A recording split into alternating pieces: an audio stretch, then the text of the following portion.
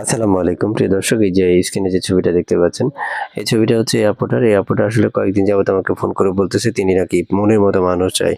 তো আমি জিজ্ঞেস করলাম, আপনার তো একটা বাচ্চাও আছে, যে আপনি আবার মনের মানুষ দিয়ে কি করবেন? তো উনি বলল যে না ভাইয়া, তারপরে আপনি বলে দেন দর্শকদেরকে আমার হাজবেন্ড নাই। মানে উনি আসলে বিবাহিত ছিল, তবে এককালীন এখন আর নেই। তো যতটুকু আমি বিশ্লেষণ করে বুঝতে পারলাম যে আসলে আমার চেয়ে মনে হয় আপনারা কথা বলাটা সবচেয়ে বেশি উত্তম। মানে আমি যা বলতেছি বা যা শুনছি তার থেকে সরাসরি আপনার নাম্বারে কল দিয়ে কথা বলাটা সবচেয়ে বেশি ইম্পর্টেন্ট। আপনার তথ্য যাচাই বাছাই করতে পারবেন। আপনার তথ্য যাচাই বাছাই করার পরে যদি আপনাদের মনে হয় যে আসলে না, এই মানুষের সাথে কথা বলা দরকার, তাহলে আপনারা সেটা পারবেন। আজকে আসলে একটা কথা আমার খুবই বলতে ইচ্ছে করতেছে। বাচ্চা আসলে ছোট, অনেক ছোট। সেক্ষেত্রে এই বাচ্চাটাকে রেখে তার বাবা চলে যায়। বিস্তারিত ওনাকে কল দিলে আপনারা জানতে পারবেন উনি আসলে কেন, কি কারণে বাচ্চা রেখে চলে গেছে বা কি কারণে ওনাদের এই সমস্যাগুলো হইছে। তো বিস্তারিত আলাদা হওয়ার যে কারণগুলো, সে কারণগুলো তখন তাকে ফোন করবেন, সে তখন আপনাদেরকে বলবে।